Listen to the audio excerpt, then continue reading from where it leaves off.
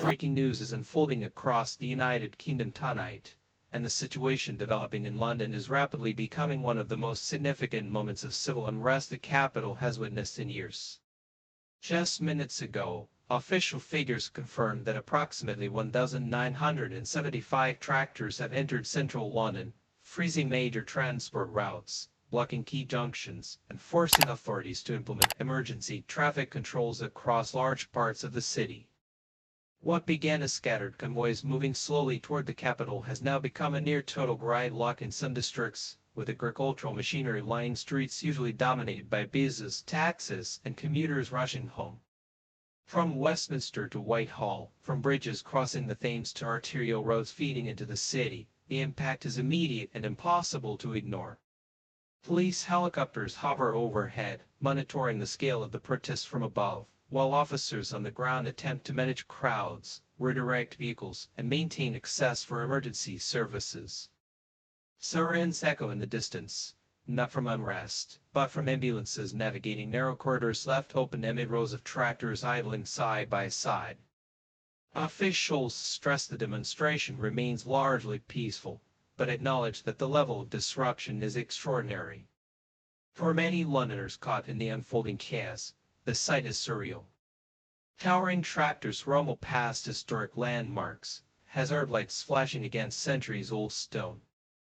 Drivers lean from their cabs, waving flags, holding handwritten signs, speaking directly to pedestrians who stop, film, and ask questions. Office workers stranded after cancelled trains, delivery drivers unable to reach destinations, and tourists stunned into silence all share the same streets tonight with farmers who say they have traveled hundreds of miles for this moment. At the heart of this unprecedented protest lies a sense of desperation that has been building quietly across rural Britain for years.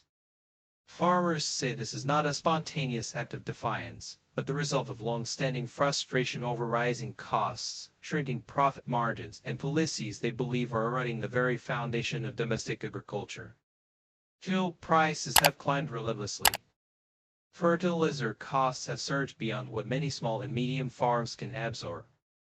Labor shortages persist, and unpredictable weather patterns have added yet another layer of risk to an already fragile industry. Many of the farmers here tonight say they have done everything they were asked to do. They modernized operations, adopted new environmental practices, complied with stricter regulations, and invested heavily in sustainability measures. Yet they argue that while expectations have risen, financial support has not kept pace.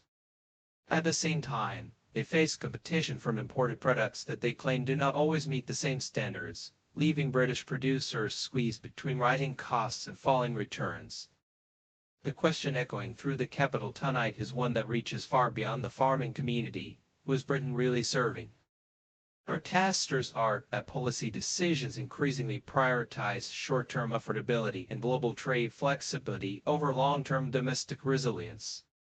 They warn that if current trends continue, Britain risks losing not only family farms that have operated for generations, but also a degree of food security that many citizens take for granted. As the protest unfolded throughout the day, conversations between farmers and city residents revealed a widening gap in understanding between urban and rural life. Some commuters expressed anger at missed meetings and delayed journeys. Others listened carefully, acknowledging they had never considered the pressures behind the food they buy. Many admitted that seeing tractors in London forced them to confront a reality usually hidden behind supermarket shelves and supply chains. Social media has played a powerful role in amplifying the moment. Images of tractors parked near Parliament, rolling past iconic bridges, and lining streets usually filled with rush-hour traffic spread rapidly online. Supporters praised the protest as peaceful but powerful, calling it a long-overdue wake-up call. Critics argue that disrupting a major city risks alienating public sympathy.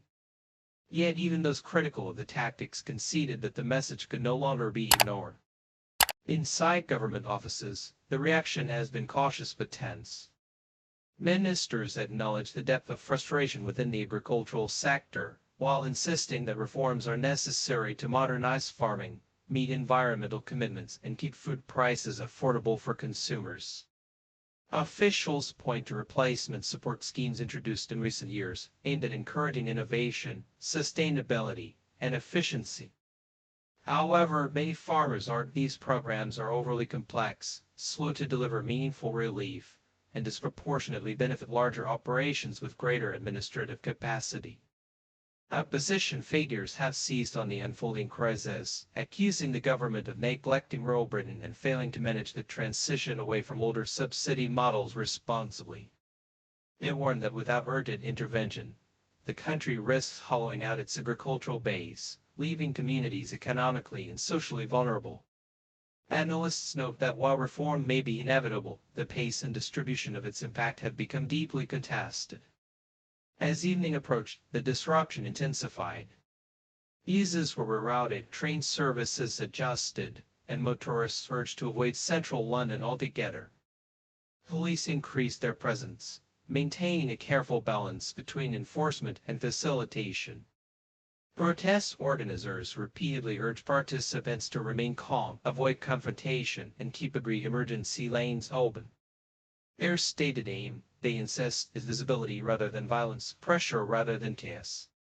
Experts watching closely say the protest reflects a broader tension within British society.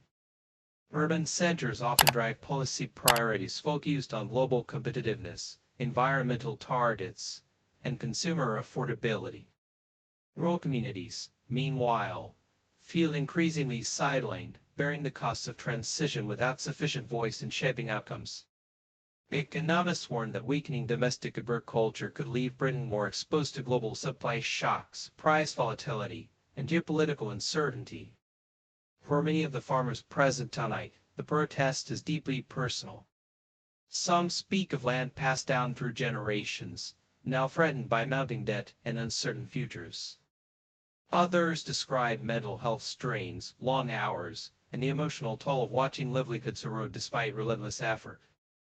They emphasize that they are not rejecting progress or environmental responsibility, but demanding fairness, realistic timelines, and genuine partnership rather than top-down directives. Critics argue that bringing tractors into London risks hardening divisions rather than healing them. They point to small businesses disrupted by lost footfall, workers unable to reach jobs, and emergency services stretched by congestion. Protesters counter that disruption has historically been a catalyst for change, arguing that quieter methods fail to produce results. They say the inconvenience felt today mirrors the daily pressures faced by those trying to survive on the margins of modern agriculture. As darkness fell, the atmosphere remained tense but controlled.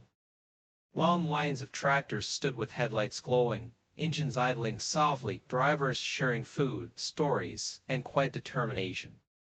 Journalists continued broadcasting live from multiple locations, capturing a moment that feels both symbolic and consequential. Organizers hinted that further action could follow if meaningful dialogue does not begin soon, suggesting tonight may mark the opening chapter of a broader movement. For many Londoners watching from pavements or screens, the protest has raised uncomfortable questions. How disconnected has policy become from production? How sustainable is a system that demands ever cheaper food while placing growing burdens on those who produce it? And how should a modern nation balance environmental ambition, economic efficiency, and the preservation of traditional livelihoods? Government sources suggest talks with farming representatives are being considered, though no concrete agreements have been announced. Supporters of reform caution that reversing course entirely is neither realistic nor desirable, arguing that adaptation is essential in a changing global economy. Yet even they concede that ignoring the human cost of transition risks long-term instability and resentment. As this story continues to unfold minute by minute, the symbolism of tonight's events grows stronger. A global capital slowed to a standstill by the machinery of rural labor. A nation forced to look beyond headlines and confront the realities behind its food system. A simple yet powerful question hanging in the air: was Britain really serving? For now London waits. The tractors remain. The debate intensifies. And the country watches closely to see whether this dramatic show of unity from rural Britain will lead to dialogue, compromise, and meaningful change, or whether it will deepen existing divides between those who make policy and those who live with its consequences. This is a developing story. We will continue to bring you updates as they happen. Stay with us.